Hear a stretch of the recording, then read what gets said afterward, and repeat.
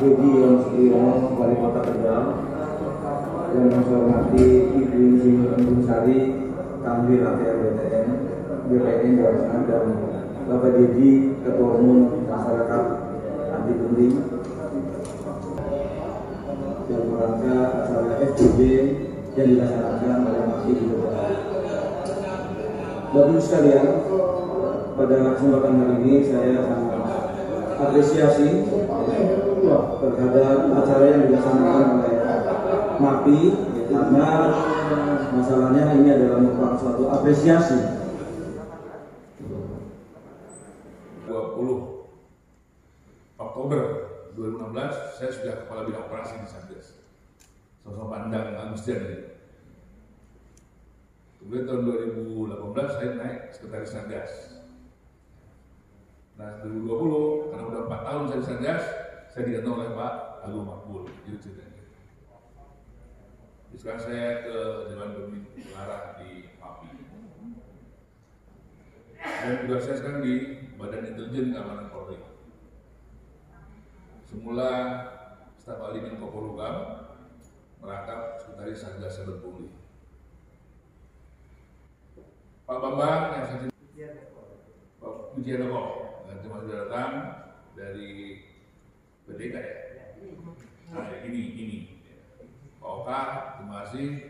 Ibu Dinar, genap. Terima kasih. Pak Andal, Pak Dedi, Ketua Umum, Pak Eko, ini Selalu Kopres Banjar. Pak Eko juga di Banjarnegara ya, Pak. Tak henti terbang mencari temannya. Terima kasih sudah pada datang. Mari kita mulai seminarnya.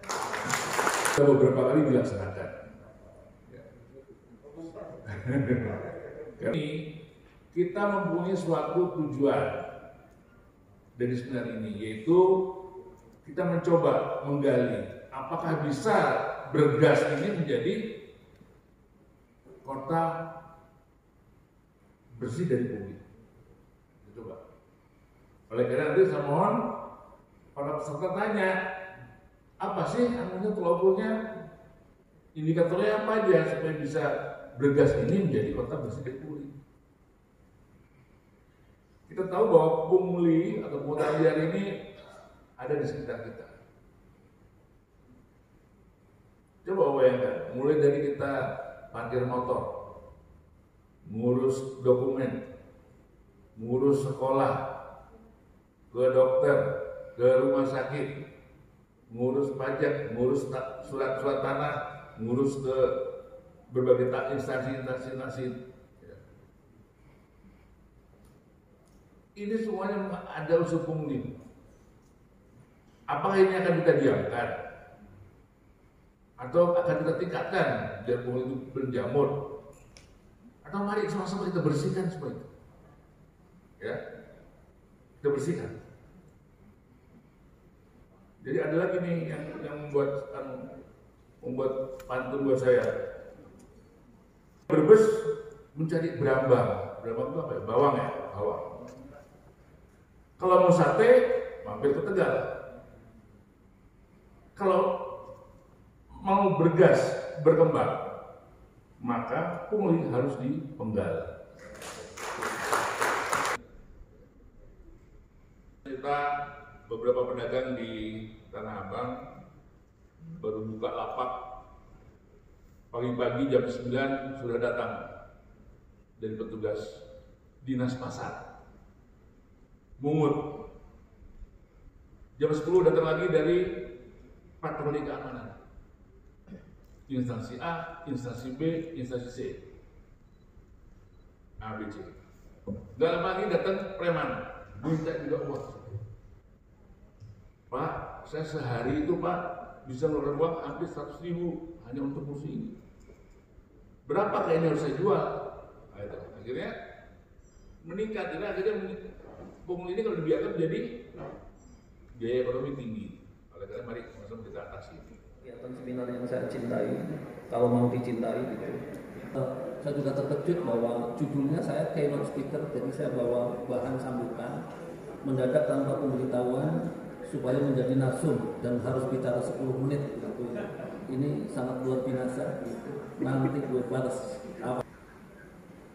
Di meja sarapan pagi kami ngobrol-ngobrol, ada Pak Widi, ada Pak Oka, ada rekan dari UPP, dan beberapa rekan, terutama ketua umum yang baru. Oh ya, selamat ya kepada ketua umum yang baru. Moga-moga dapat dilaksanakan sebaik-baiknya. Suatu saat mesti harus diskusi bagaimana sih sebetulnya mengampu organisasi yang besar dan diharapkan oleh masyarakat banyak. Jadi tidak boleh main-main, mesti seperti apa. Nanti pada kesempatan diskusi saja. Pungli itu ada 3 hal ya, yaitu di pendidikan masyarakatnya, di pencegahannya, dan di penindakannya. Arahan dari pimpinan kita semua, termasuk Pak Mahfud MD selaku pimpinan kita di Satgas Saber Pungli, jangan mengedepankan penindakan saja, tapi utamakan di pendidikan dan di pencegahan. Pembangunan kota Kabupaten Bebas Pungli itu salah satu di antara upaya-upaya supaya tidak memamerkan penindakan saja. Karena kalau kita menindak kemudian ditahan, kemudian masuk lapas rutan, sama saja menghabiskan uang rakyat untuk ngasih makan, minum, penerangan, dan sebagainya. Rekan-rekan semua, pemikiran berikutnya adalah mengapa perlu kita kedepankan program pembangunan kabupaten kota bebas dari pungli, karena selama ini seperti Pak Widi tadi sampaikan, mulai terbitnya Perpres 87 saya menjadi anggota Saber Pungli di di intelijen. Dimulai tahun 2019 baru oleh Pak Widi ditarik menjadi Kapolja Pencegahan sampai sekarang. Kalau kegiatan kita hanya sosialisasi saja, itu memang kalau diperiksa inspektorat internal maupun BPK aman saja. Outputnya adalah dengan uang sekian, dengan mengundang orang sekian, telah dilaksanakan dan bersertifikat semua. Itu hanya output saja. Outcome-nya mana? Impact-nya mana? Nah, itu menjadi penting sekali. Mulai sekarang, ini dari kacamata mengapa kita perlu mereformasi birokrasi.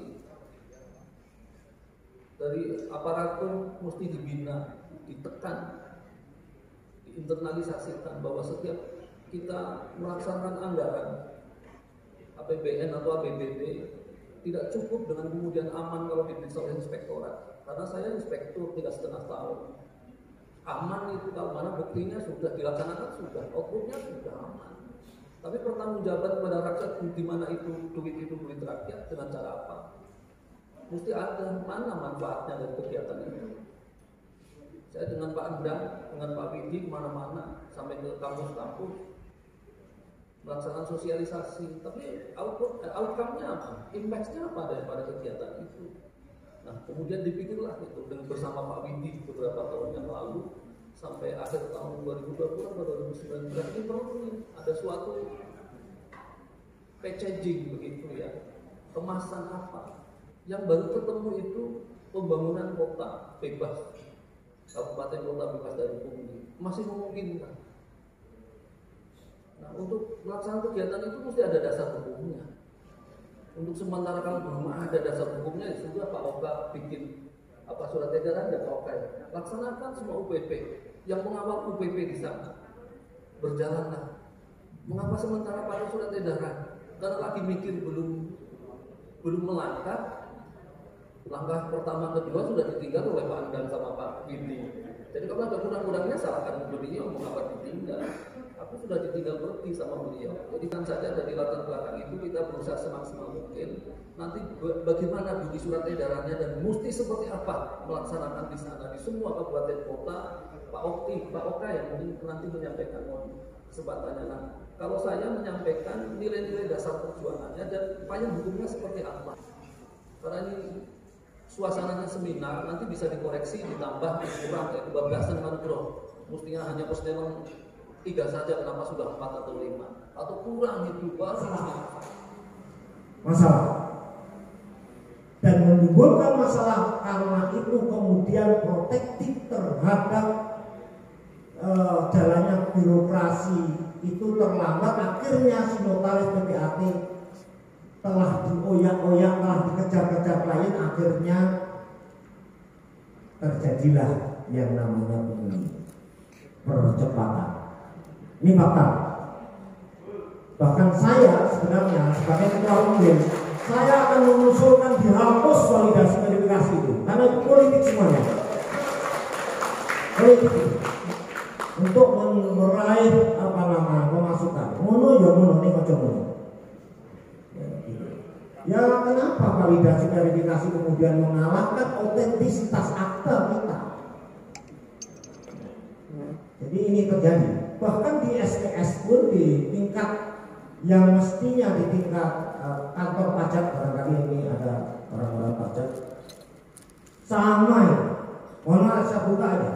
Percepatan untuk validasi itu 350 sampai 500 ribu per validasi. Itu reality. Gara-gara BPN ini tidak paham soal birokrasi. Bagaimana ini kan sudah jelas di pasal 1868 notaris PPAT akan autentik. Kenapa harus menunggu validasi yang seperti itu? Kalau ada tagihan pajak dan sebagainya, SOP silakan, itu bukan urusan pejabat notaris PPAT. Notaris PPAT itu pejabat negara yang tidak digaji negara, karena sesuai Undang-Undang 24 2009. Pejabat publik yang tidak digaji pemerintah sesuai Undang-Undang 25 2009. Infak sodakoh semuanya kepada pemerintah, menyediakan staf, menyediakan kantor dan sebagainya. Inilah yang kemudian sistem kita tidak memproteksi. Dulu saya setelah postdoktoral, setelah ke Jepang itu, saya serius ke Jepang setelah doktoral. Di slide saya itu saya sampaikan di sini. Jadi jalan birokrasi di sana itu dengan filosofi konsep satu arah yang karena satu arah itu tidak mungkin akan berlawanan arah, diproteksi seperti kalau saya contohkan seperti rel kereta api. Rel kereta api itu tidak akan berbelok ke kanan maupun kiri. Kalau dia nekat belok kanan kiri dia celaka. Mestinya konsep birokrasi pelayanan publik itu seperti ini, satu arah. Saya pernah menyarankan pada ambil BPN teman saya, yaitu Jonahar waktu itu sebelum ke Jatim. Saya memberi saran, coba konsep birokrasimu itu pakai satu ID. Kalau di Jepang itu semuanya pakai satu ID. Jadi tidak bisa. Jadi notaris PPAT daftar ke kantor itu pakai satu ID. Terbaca semuanya, dia terima uang berapa, di situ terbaca, di situ terekam semuanya, pengawasan termasuk pembinaan akan mudah, kemudian bayar berapa, di situ semuanya satu ID, tapi nggak dilaksanakan sampai sekarang. Saya penelitian doktor saya itu 10 tahun yang lalu masalah online system ini. Bahkan saya tahun 2018 dipanggil ke istana Pak Jokowi kaitannya dengan termasuk PTSL dan kaitannya dengan masalah pelayanan di BPN. Saya katakan PTSL itu persoalan yang akan meninggalkan masalah. Waktu itu saya sampaikan ke Mas Johan Budi, karena dia teman saya, rekan saya, termasuk itu. Loh, kok meninggalkan masalah? Iya, karena PTSL itu pajaknya itu diutang. Nanti yang akan membayar pajak adalah subjek yang akan datang. Ini tidak masuk akal dalam sistem hukum kita. Masa utang orang lain yang bayar penerima ini mohon maaf Pak BPN, ini masukan juga terkait PTSL. Maka saya tanya tadi, 2 juta itu apa? PTSL kan? PTSL itu sistematis. Pendaftaran sistematis bukan sporadis. Saya paham betul karena saya ini adalah partisipan. Kebetulan saya di Polri mengajar saya adalah birokrasi dan analisis kebijakan. Hal yang salah satu saya ajarkan itu menanamkan polkes, jiwa bangsa, dan itu susah. Baik mahasiswa saya di S3, mahasiswa saya di S2, polkes keyakinan bahwa rezeki itu milik Tuhan yang Maha Kuasa, itu yang paling susah saya tanamkan. Sehingga mohon maaf termasuk ini para notaris. 2018 OTT di Kantah Semarang itu hanya satu-satunya notaris yang tidak kena. Kenapa? Saya di dilabeli notaris sinting, ya karena saya nggak mau mengikuti dengan uang percepatan, dengan uang gitu. Makanya saya dilabeli itu notaris begini. Susah, orangnya kaku. Karena dia ngajar di Polri, itu kan masalah saya ngajar di Polri. Yaitu gawan bayi kalau seperti itu. Bukan masalah ngajar di Polri, bukan karena mungkin kabar-kabarnya semuanya. Mas Eko ini kalau nggak lupa ya nanti ketemu saya mungkinnya. Karena saya ngajar itu jadi sudah lebih dari 10 tahun dulu di Akpol, kemudian ditarik karena saya dikasih beasiswa Polri, bahkan profesor saya itu yang mengusahakan Polri. Kenapa? Karena ya itu tadi saya mempunyai integritas sehingga Polkes itulah yang harus kita pegang. Terakhir saya karena waktu 10 menit saya akan menggunakan 10 menit. Ya tapi nggak sinting Pak, akhir perubahan. Akan juga justru. Jadi inilah langkah kecil yang membuat suatu langkah yang luar biasa besar.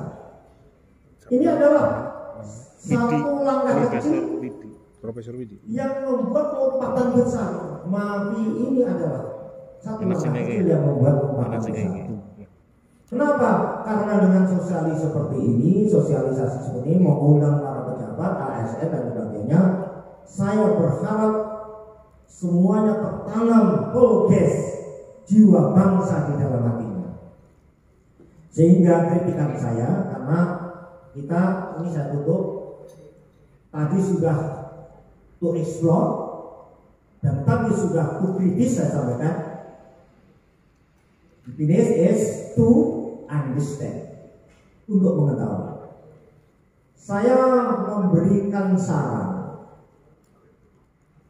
mungkin hilangnya pelajaran Pancasila, hilangnya P4 dari anak-anak kita, baik di tingkat SD, SMP dan sebagainya. Ini perlu diusahakan juga oleh MAPI, diusulkan ke Presiden untuk dilaksanakan kembali secara tegas. Ini masalah. Rekomendasi dari Kemudian yang itu tadi kan masalah untuk yang pencegahan. Kemudian untuk pelaksanaan birokrasi, saya mengusulkan satu ID, termasuk di BPN, saya usulkan satu ID card untuk mendaftar, untuk bayar, untuk semuanya terbaca dalam satu ID card. Saya pikir itulah protektif yang terbagus untuk mencegah terjadinya pungli. Terima kasih. Saya berbeda lebih banyak ide filosofis karena masyarakat memang ada kecenderungan berbeda negatif dan juga ada produk-produk perbedaan yang positif. Kemudian masyarakat sekarang ini hidup banyak mendelakan keduniaan. Nah inilah salah satu pengaruh mengapa masyarakat melakukan pungli. Kemudian saya juga ingin bertanya, mengapa pungli itu terjadi bagi ASN? Apakah gajinya itu belum berimbang dengan prestasi mereka kerja sehari-hari? Satu. Yang kedua, apakah dalam sistem kita mengajukan semua perizinan ataupun apa surat yang dibutuhkan masyarakat itu kurang bagus. Seperti yang tadi disinggung tadi untuk ketua saya untuk PKB wilayah, jadi itu begini. Kalau sistem pengajuan perizinan itu terpadu, kemudian bisa dilaksanakan dengan bagus, itu oke. Bisa jadi masalah yang berkaitan dengan pungli itu teratasi. Tapi yang jadi masalah pengajuan perizinan satu pintu ternyata yang terjadi banyak pintu. Pintunya banyak Bapak. Pintunya satu Pak, jendelanya. Iya, ada yang pintu WC, ada yang pintu macam-macam Pak. Ini yang menjadi perhatian. Kemudian saya ingin menanyakan bahwa pejabat ataupun ASN yang berwenang untuk memberi izin, misalnya orang-orang tertentu yang berwenang dan bekerja dengan prestasi. Sebab kalau bekerja dengan amanah dan prestasi, urusan pungli insya Allah akan dinaik. Yang selanjutnya begini Bapak. Poinnya Pak, poinnya. Nah, poinnya begini. Saya menginginkan di dalam sistem pelayanan masyarakat itu ada semacam penilaian, ada semacam penilaian di mana jika proses tersebut tidak sesuai dengan apa yang kita harapkan, misalnya SKUP 1 hari, 3 hari atau 1 minggu, kemudian mereka tidak melaksanakan apa yang dia SKUP-kan, berarti masyarakat pemohon yang sudah mendapatkan tanda pendaftaran, tanda terima, itu berarti sah bahwa mereka sudah mengajukan perizinan dan sebagainya. Jika dalam waktu 1 hari, 3 hari tidak terpenuhi, masyarakat itu sudah punya hak untuk membangun, untuk apa saja keperluan yang berkaitan dengan itu jalan, dan itu harus dilegalisir. Yang kedua, jika waktu tersebut ternyata tidak dicapai, nah ini ada sanksi. Sanksi itu sanksi administratif yang urusannya dengan pemerintahan. Artinya orang yang tidak bertanggung jawab terhadap permohonan izin itu harus hati. Yang kedua ada sanksi perdata. Sanksi perdata itu begini Bapak, saya izin, mohon izin 1 hari, 3 hari atau 4 hari sesuai dengan soal. Kalau tidak terlaksana, mereka yang punya kewenangan untuk membuat izin itu tidak memenuhi kriteria, tidak memenuhi apa yang diharapkan, bisa dikenakan sanksi perdata. Iya. Statement if you say about this upper stop on the chart. Okay. If you say about the social of engineering, we say about the overmark. If you say about overmark, I think you give sebuah masukan untuk Kapolri. Karena kita bicara tentang sebuah. Itu adalah terkait dengan pasal 48, di mana jika Prof. Didi menyampaikan mengenai OPP Semarang, Prof. Didi menyampaikan hanya saya saja orang yang sinting. Kalau Prof. Didi orang yang sinting, berarti saya orang yang psikopat. Karena saya setahun setengah saya bisa bersihkan kantor Kota Malang. Bila tahun setengah menjabat di Kota Malang. Kalau Prof. sinting, saya psikopat, Prof. Kemudian tolong diberikan masukan bahwasanya tidak serta-merta semua PPRT itu memposisikan dirinya sebagai korban. Oleh sebab ketika seorang korban, dia pasti dalam posisi vis absoluta atau vis kompulsiva. Kita bisa tengok pasal 48 Kitab Undang-Undang Hukum Pidana. Saya juga sedang studi doktoral, Prof. Saya sedang menyelesaikan studi saya untuk about authority and about default. This is about the relation antara ATR BPN dengan authority of actor. Jadi tentang akta autentik, Prof. Ya, kita sebentar itu aja lah, saya pusing di situ, Prof. Oke, saya ingin ketika tadi ATR BPN menyampaikan SPS-nya oke, ya kan? Kemudian SOP-nya oke, sudah ada, ya. Mohon izin Pak Kamil, kebanyakan anak buahnya Bapak tuh di kantor-kantor selalu berpesan, tolong dong jangan sampai ke Kamil. Benar nggak? Benar ya? Tolong dong jangan sampai ke Pak Kamil lah, mari kita selesaikan sesama kakak. Oleh sebab kenapa? Oke, SOP-nya ada, Pak Widi mohon diperhatikan. SOP-nya ada, Pak Widi boleh tanya sama saya. Mulai dari Perkaban 1 2010, mulai SPS peraturan nomor 7 tahun sekian segala sesuatu Pak Widi boleh tanya sama saya. Tetapi saya setuju dengan apa yang dikatakan oleh Pak Adi Nugroho. Oke, sosialisasi, oke SOP, oke SPS. Tetapi bagaimana impact-nya terhadap masyarakat? Karena saya yakin ketika sebuah kantah tidak ada tunggakan, Komandan Lusian, ketika sebuah kantah menyampaikan tidak ada tunggakan ke Inspektorat Kementerian ATR BPN, itu pasti sudah clear, oke, ada tunggakan. Tetapi impact ke masyarakat bagaimana? Apakah sertifikat itu diserahkan ke masyarakat atau tidak? Disitulah banyak SOP terlanggar. Sehingga ketika kita bicara hukum administrasi negara, Prof, kita pasti bicara tentang sanksi, ya kan? Tadi terkait juga dengan Bapak, mohon maaf yang mengkaitkan tukang parkir saja ditangkap soal pungli. ATR BPN gimana?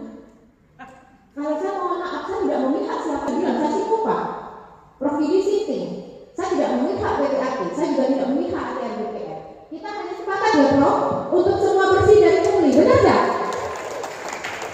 Kita hanya sepakat itu aja, kita peduli sama bangsa dan negara, mari kita tanamkan dalam diri kita. Oke, Prof.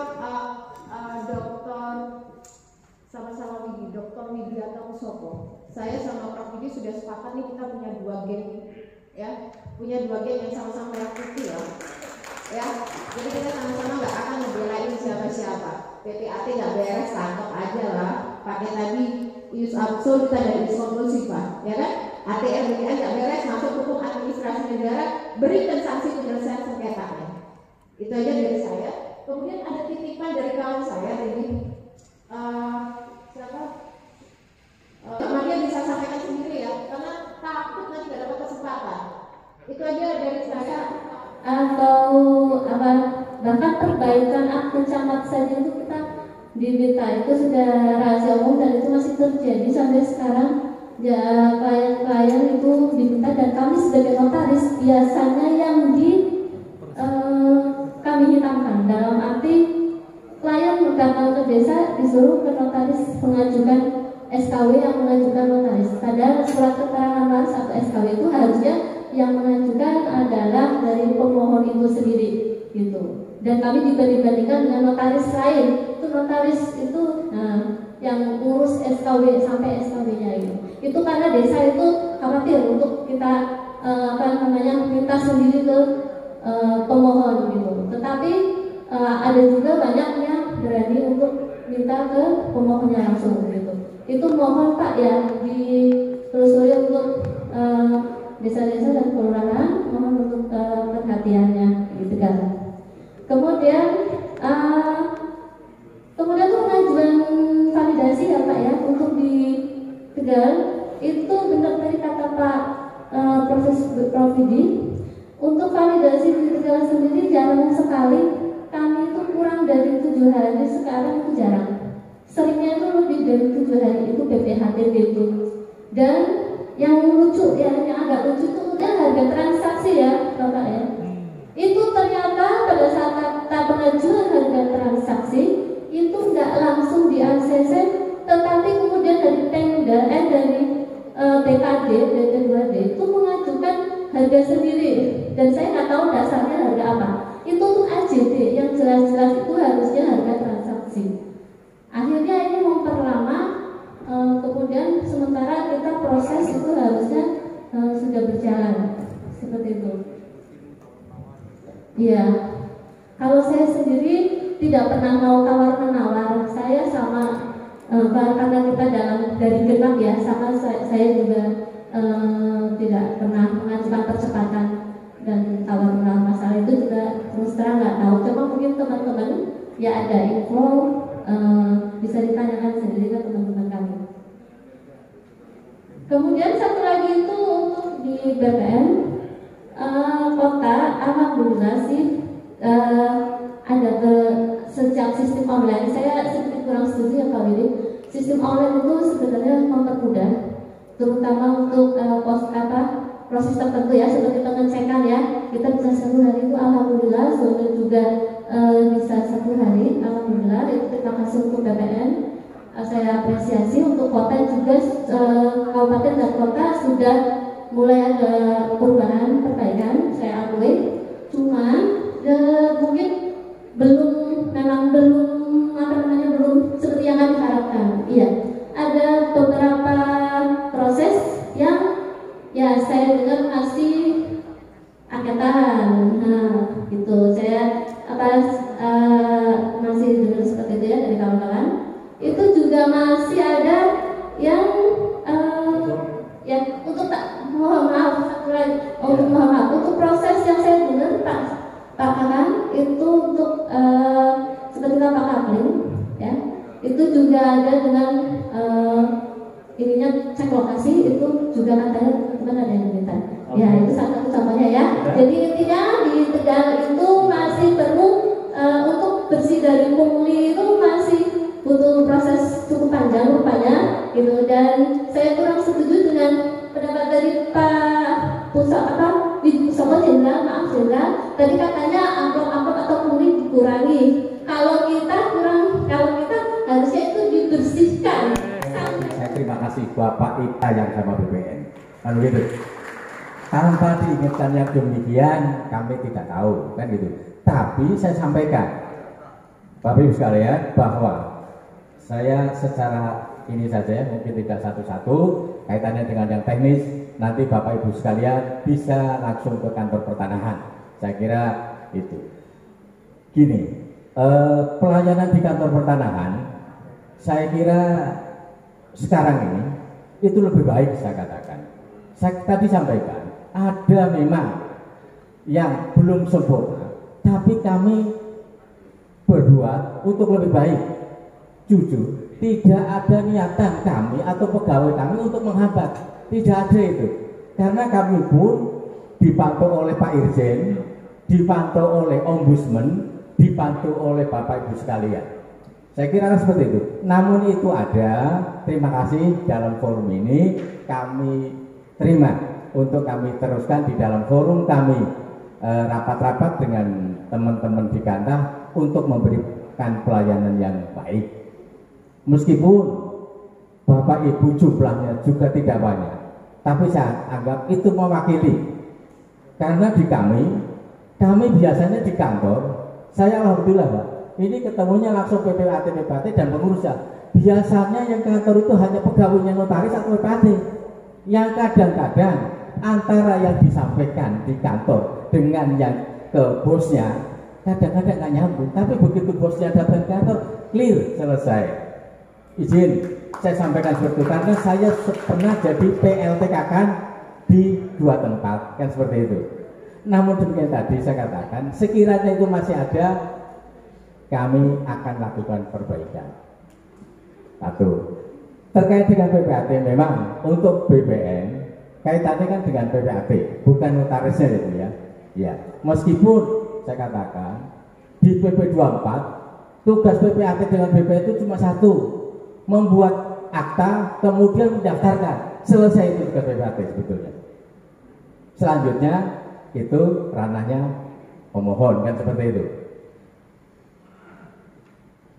Tadi saya terima kasih dan saya akan sampaikan ini di berkas ini akan langsung dengar Pak Sianto dari Kota Tegal, kemudian Pak Juarin dari Brebes. Berdiri Bapak. Terkait dengan SOP tadi, saya sampaikan juga. Kadang-kadang permohonan yang masuk itu belum lengkap. Tapi kalau itu sudah lengkap, kadang-kadang saya katakan, kalau itu sudah lengkap kemudian melebihi waktu, ada saya kira ada, saya akui ada. Itu pun kami segera selesaikan. Itu izin Bapak yang dari Cirebon, di kami ada Pak, terkait dengan SOP tadi. SOP kan ada persyaratan, ada kemudian biaya, waktu yang harus kita selesaikan di BPN. Tadi disampaikan dari yang Kota Tegal, kemudian Semarang, online itu ya ada mengakui ada kebaikan. Tapi saya sampaikan bahwa kami dari BPN, baik dari pusat sampai daerah, akan memberikan pelayanan yang terbaik. Makanya masukan-masukan ini saya ucapkan terima kasih kepada Bapak Ibu sekalian. Dengan berbagai keterbatasan. Tapi itu tadi, kalaupun demikian, silakan Bapak Ibu sekalian hubungi langsung kepala kantornya. Kami di waktu jadi PLT sampaikan, datang aja ke kami permasalahan apa. Di situ nanti akan cair terkait dengan kadang-kadang ketidakkematchan berkaitan dengan apa yang di permasalahannya, kemudian apa yang harus diselesaikan. Contoh terkait dengan pernah kami mengalami gitu, kami sampaikan bahwa menurut aturan BPN tidak bisa seperti ini, harusnya begini. Tapi ini begini. Nah, tapi akhirnya terselesaikan. Apapun yang kita perhatikan bukan PPAT-nya, tapi adalah pemohon yang melakukan permohonan melalui PPAT notaris. Meskipun sebetulnya kepada pemohon mungkin yang di sini, Bapak Ibu sekalian itu tidak harus lewat notaris atau PPAT, langsung bisa. Tapi untuk berkaitan dengan PPAT harus memang itu harus ada aktanya, seperti akta jual beli dan sebagainya. Tapi yang nggak menggunakan akta, misalnya pendaftaran pertama kali, hadirlah ke BPN. Dan BPN di Kota Semarang pun ada loket yang khusus untuk pemohon pribadi dan ada yang melalui PPAT. Seperti itu. Jadi pelayanan kami ada perbaikan. gitu Bapak Ibu sekalian. Dan karena PPAT itu adalah mitra BPN, saya katakan mitra, sehingga kita komunikasikan dengan baik, saya yakin akan cair, akan terselesaikan. Kita tadi sampaikan banyak masukan ke kami di internal sendiri, kami ada irjen, ada di dalam SOP kami misalnya merah atau tunggakan, kami juga ditegur, tidak didiamkan seperti itu. Kemudian kaitannya dengan pelayanan yang sifatnya ombudsman, kami juga. Namun tidak semua apa yang dilaporkan tentang BPN itu benar. Kadang-kadang pelapor itu pokoknya membenarkan laporannya, tapi nggak membenarkan aturannya. Nggak mau kalau kita kasih aturan itu. Memasukkan begini. Contoh, kami kebetulan di bidang sengketa menyampaikan tek begini. Ada hal yang merugikan dia atau ini nggak muncul. Pernah ada putusan, kami ada datanya, ini ada putusan, tapi tidak dimunculkan. Laporan ke tempat lain begini, begitu kita cek, ini loh putusannya, ada seperti ini, sehingga kita ambil keputusan yang seperti itu. Nah, ini yang kadang-kadang terjadi seperti itu. Tapi begitu kami datang, ombudsman sampaikan, ini loh data-datanya seperti ini. Ya sudah. Heri Yudawan, selaku Lembaga Direktorat Perlindungan Konsumen Jasa Konstruksi Jawa Tengah.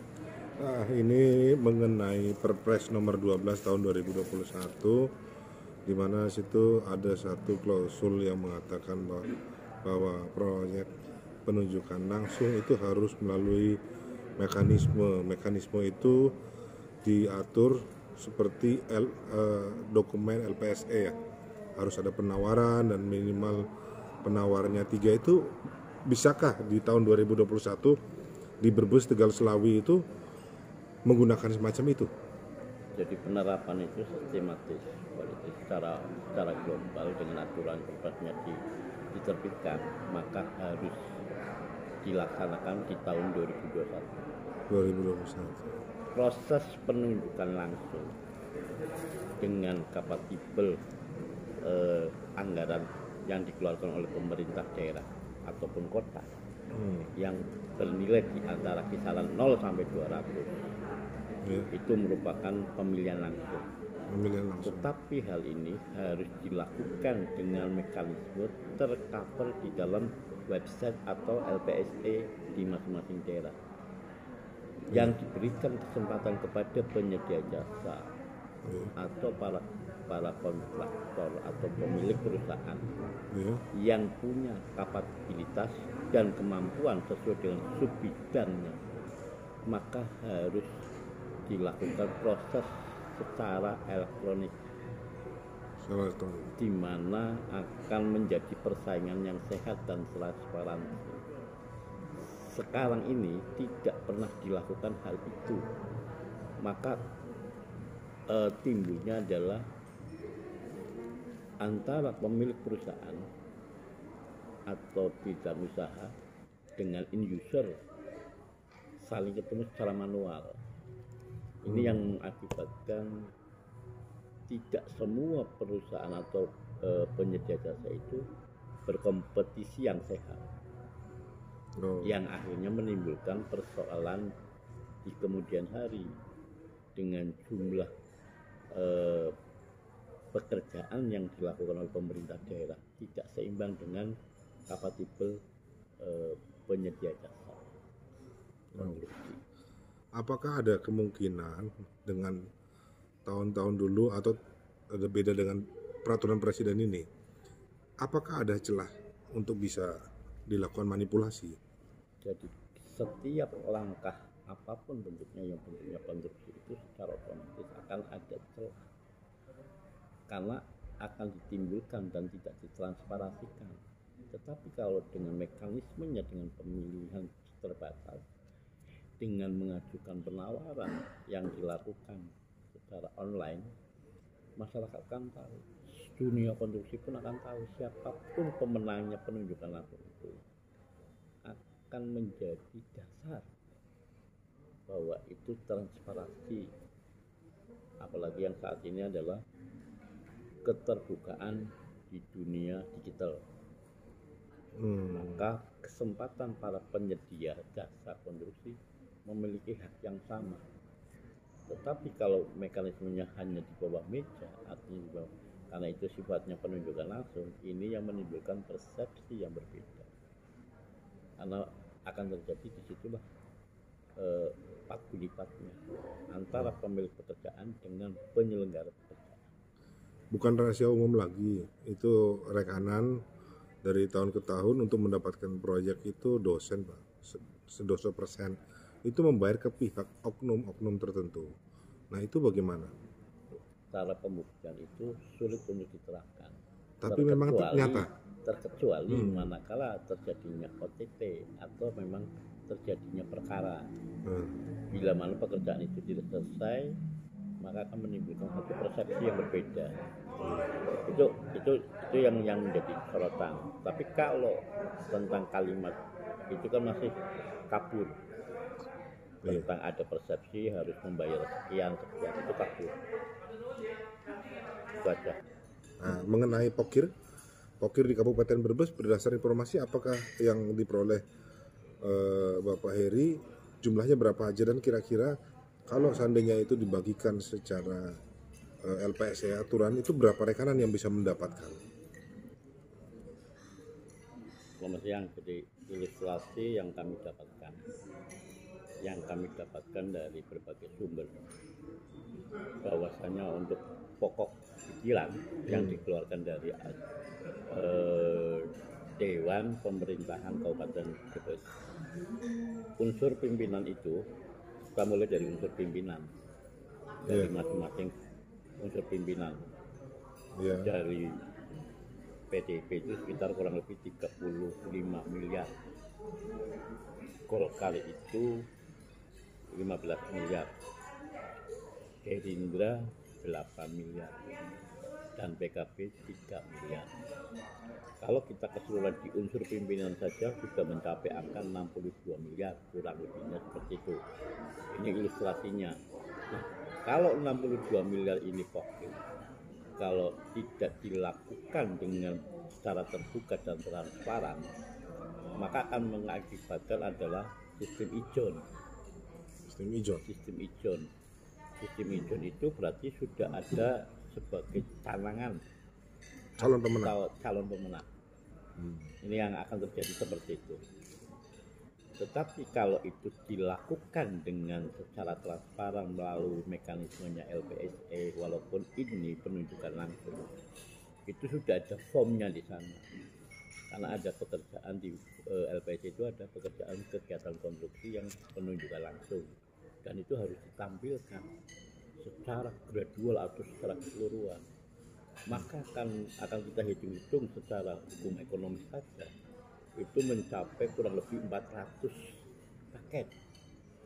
400 paket itu disebarkan di masing-masing OPD. Pasti ada yang OPD lebih, ada yang OPD kurang. Itu secara makronya akan ke sana arahnya.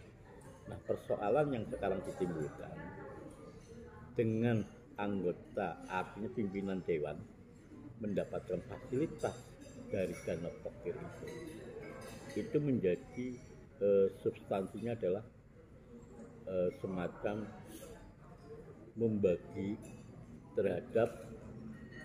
seharusnya terhadap minimal konstituennya atau wilayahnya. Akan tetapi tidak akan bicara itu, karena yang dilakukan adalah dengan menggunakan penyedia jasa konstruksi yang memiliki badan hukum. Maka seyogyanya di dalam kegiatan tersebut harus secara transparan dan terbuka, minimal pelelangan terbatas.